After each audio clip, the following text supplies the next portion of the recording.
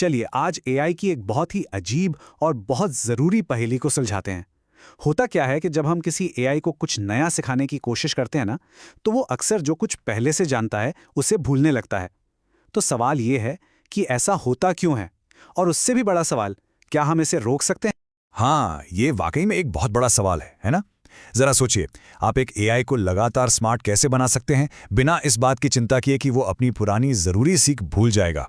तो चलिए इस सवाल के जवाब तक पहुंचने के लिए सबसे पहले इस प्रॉब्लम की जड़ तक चलते हैं।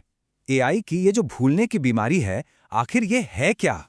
एआई की दुनिया में ना इस प्रॉब्लम का एक बड़ा खतरनाक सा नाम है कैटास्ट्रॉफिक फॉरगेटिंग। और इसका मतलब बिल्कुल वैसा ही है जैसा सुनने में लगता है। जब आप एक एआई मॉडल को कुछ नया सिखाते हैं तो वो पहले सीखी हुई सारी जानकारी बूम अचानक से और पूरी तरह से भूल जाता है। अच्छा, इस चीज़ को समझने के लिए ना ये कार्टून एकदम सही है। आप देखिए, यहाँ एक बच्चा है, उसे पक्का पता है, वो 100% श्योर है कि ये एक फुटबॉल है, लेकिन टीचर ज़बरदस्ती उसे एक बहुत ही अजीब व मुश्किल नाम सिखा रही है, ट्रंकेटेड आइकोसाहीड्रॉन। अब एआई के साथ भी बिल्कुल यही सीन होता है। वो अपने पुराने ज्ञान को लेकर बहुत कॉन्फिडेंट होता है, लेकिन जब नया ट्रेनिंग डेटा आता है तो वो पुराने ज्ञान से सीधा टकरा जाता है। तो फिर असली विलन कौन है इस कहानी का? ये एआई की याददाश्त जाती क्यों है? रिसर्चर्स ने बिल्कुल जासूसों की तरह इसकी पड़ताल की है कि आखिर ये गड़बड़ होती कहाँ है। और ये देखिए, ये स्लाइड हमें सीधे सबूत दिखा रही है। वो जो कार्टून वाली सिचुएशन थी ना, वो असली डेटा में कुछ ऐसी दिखती है।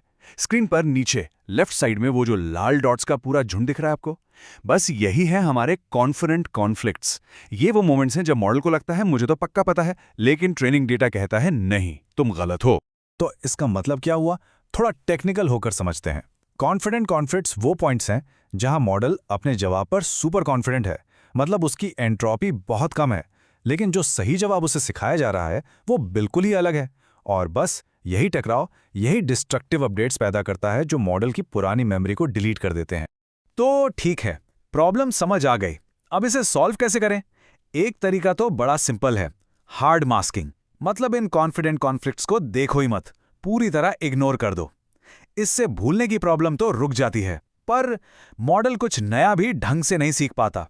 और यहीं पर एंट्री होती है हमारे हीरो की, EAFT यानी एंट्रोपी एडेप्टिव फाइन ट्यूनिंग, जो एक कई ज्यादा स्मार्ट अप्रोच है। तो चलिए पर्दा उठाते हैं हमारे सॉल्यूशन से। एंट्रोपी अडेप्टिव फाइन ट्यूनिंग, या जिसे हम प्यार से कहेंगे EAFT।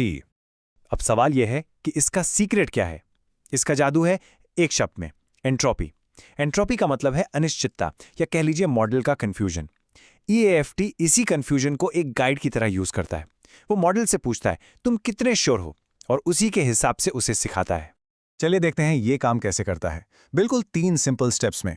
स्टेप 1, मॉडल अपना जवाब देता है। स्टेप 2, EAFT चेक करता है कि मॉडल कितना कंफ्यूज्ड है, उसकी एंट्रोपी कितनी है। और अब आता है सबसे स्मार्ट पार्ट, स्टेप 3। अगर मॉडल कंफ्यूज्ड है तो EAFT कहता है ठीक है, पूरा सीखो। लेकिन अगर मॉडल बहुत जिद्दी है और अपने गलत जवाब पर अड़ा हुआ है तो EAFT उसे बहुत ही प्यार से बहुत धीरे धीरे सिखाता है ताकि कोई डैमेज ना हो।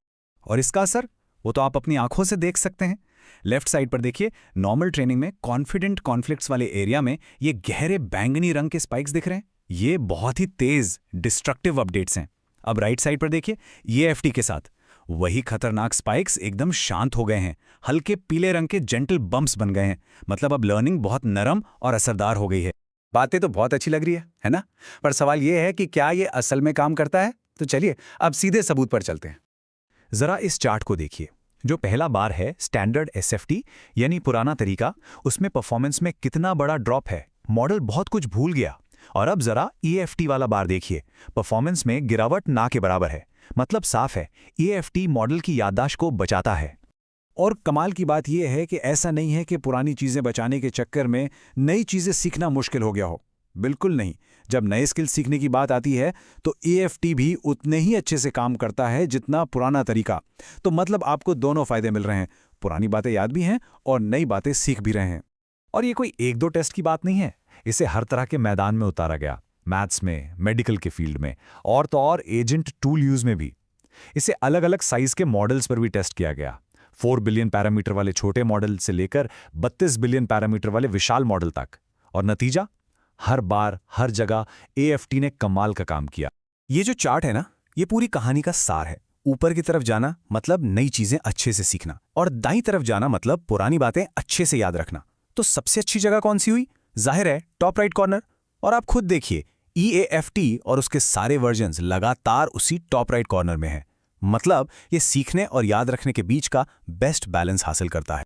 तो ये सब देखकर एक बड़ा सवाल उठता है, AI लर्निंग के भविष्य के लिए इसके क्या मायने हैं?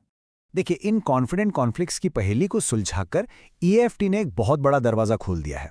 ये हमें ऐसे AI सिस्टम्स की तरफ ले जाता है जो लगातार सीख सकते हैं, अडेप्ट कर सकते हैं, और ये सब करते हुए वो न तो अपनी पुरानी यादें खोएंगे और ना ही अनस्टेबल होंगे।